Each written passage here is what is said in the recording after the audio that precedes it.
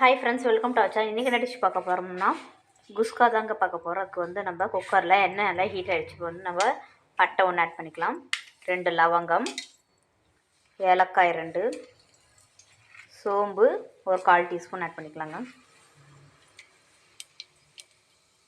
இப்போ சோம்பு நல்லா பொரிட்டுக்கு வந்து நம்ம வெங்காயம் கருவேப்பிலை ஆட் பண்ணிக்கலாம்.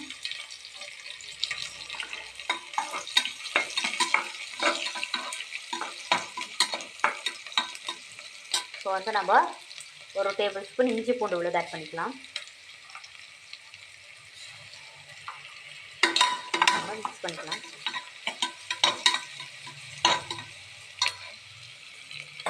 ரைஸுக்கு தேவையான உப்பு ஆட் பண்ணிக்கலாம்.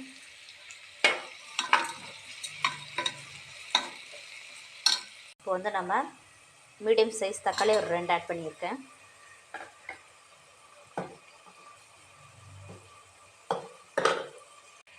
மஞ்சத்தூள் ஆட் பண்ணிக்கலாம், ஒரு 1/4 டீஸ்பூன். நம்ம நல்லா வதக்கிக்கலாம்.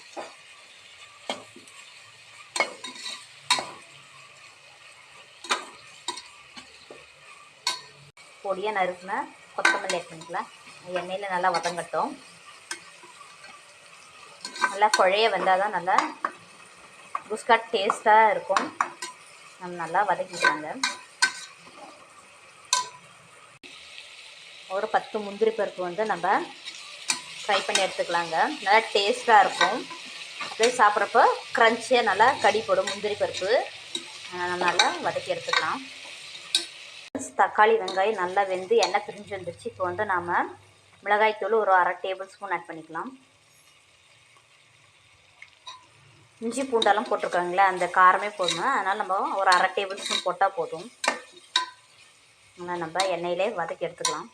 இப்போ வந்து நம்ம ஒரு 1/4 டீஸ்பூன் கரம் மசாலா தூள் ஆட் பண்ணிக்கலாம். நல்லா ஃப்ரை பண்ணிக்கலாங்க.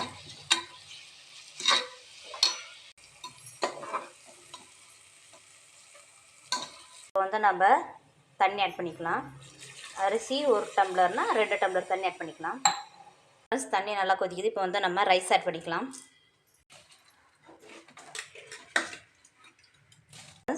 அரிசியும் தண்ணியும் ஒரு மட்டத்துக்கு வந்துருச்சு. இப்போ வந்து நம்ம கடைசியாக திக்கான தேங்காய் பால் ஆட் பண்ணிக்கலாம். இதில் நல்லா ரிச்சாக க்ரீமியாக இருக்கும்.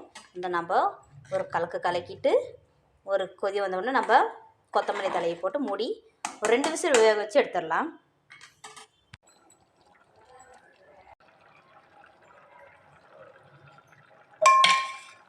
சுட சுட குஸ்கா வாசனை அப்படியே சூப்பராக இருக்கும் ஃப்ரெண்ட்ஸ்.